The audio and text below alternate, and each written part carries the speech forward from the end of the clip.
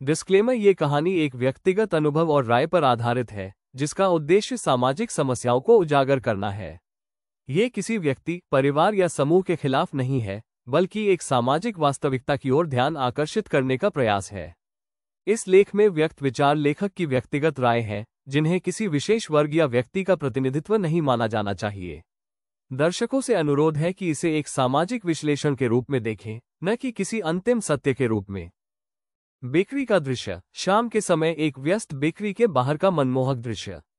आप, हनीफ भाई, ताज़ा सामान हाथ में लिए बेकरी से बाहर निकल रहे हैं। पृष्ठभूमि में बेकरी की चमचमाती रोशनियां, खुशबुओं से महकता वातावरण और कुछ अन्य ग्राहक खरीदारी में व्यस्त दिखाई दे रहे हैं। इरफान भाई से मुलाकात। आप और इरफान भाई बेकरी के बाहर अचानक मिलते हैं। दोनों के हाथों में बेकरी के पैकेट है। मुस्कान के साथ एक दूसरे को सलाम करते हैं और माहौल में प्यारी दोस्ती की झलक नजर आती है। कुछ पलों की सुखद बातचीत के बाद दोनों अगली मुलाकात के वादे के साथ अपने अपने रास्ते चल पड़ते हैं। इरफान भाई का जवाब और हनीफ भाई की हैरानी।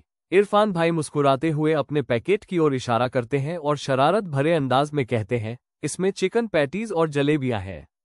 उनकी बात सुनते ही आप, हनीफ भाई, हैरानी और दिलचस्पी के मिले जुले भावों के साथ उनका चेहरा देखने लगते हैं, जैसे यकीन न हो रहा हो कि इरफान भाई ने वाकई दोनों चीजें एक साथ ले ली है। माहौल में हल्की मुस्कान और दोस्ती की गर्माहट फैल जाती है। इरफान भाई की व्याख्या, यह उचित नहीं हुआ ना। इरफान भाई चेहरे पर गंभीरता लिए बेहद सम्मानजनक अंदाज में समझा रहे हैं कि दफ्तर में चीजें खा लेना और घर जाकर पत्नी बच्चों को उनसे वंचित रखना सही बात नहीं है। वो नर्म लेकिन दृढ़ लहजे में कहते हैं, यह उचित नहीं हुआ ना। आप, हनीफ भाई, चुपचाप उनकी बात सुनते हैं। चेहरे पर सोच और एहसास के मिले जुले भाव झलक रहे हैं, जैसे कोई बात दिल में उतर गई हो। इरफान भाई का दृष्टिकोण, वो बेचारी तो इतनी सी चीज भी होती है, मेरे लिए अलग रखती है। इरफान भाई के लहजे में कोमलता के साथ एक गहरा भाव झलकता है। वे थोड़ा भावुक अंदाज में बताते हैं कि कैसे उनकी पत्नी हर छोटी से छोटी चीज उनके लिए अलग संभाल कर रखती है। बात करते हुए उनकी आंखों में कृतज्ञता और प्यार की हल्की सी चमक महसूस होती है, जैसे वे दिल ही दिल में अपनी पत्नी के स्नेह और समर्पण को सलाम कर रहे हों।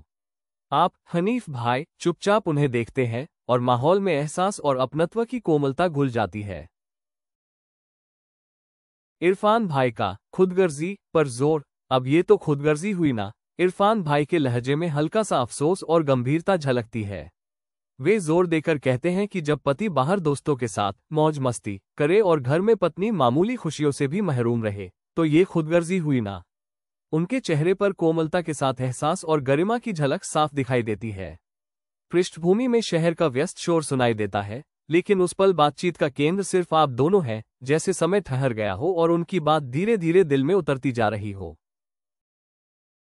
इरफान भाई की अंतिम नसीहत, हम जैसा दूसरों की बहन के साथ करते हैं। इरफान भाई के लहजे में परिपक्वता, अनुभव और दर्द की गहराई झलकती है।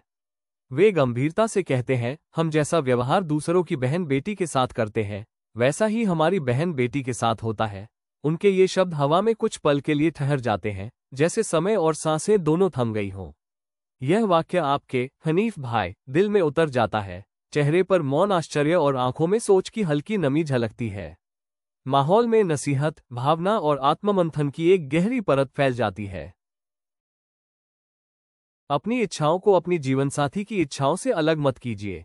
पति होने के नाते घर की जिम्मेदारी केवल 2 वक्त की रोटी तक सीमित नहीं होती, बल्कि यह आपसी न्याय और समानता का तकाजा है कि आप अपनी पत्नी और बच्चों को उन सभी छोटी छोटी खुशियों और स्वादों में शामिल करें, जिनका आप अपनी निजी या दफ्तरी जिंदगी में आनंद लेते हैं।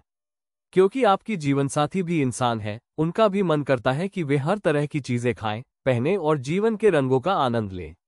दूसरों की बहनों और बेटियों के साथ वही व्यवहार करें जो आप अपनी बहन और बेटी के लिए चाहते हैं, क्योंकि कर्म का प्रतिबिंब हमेशा लौटकर आता है।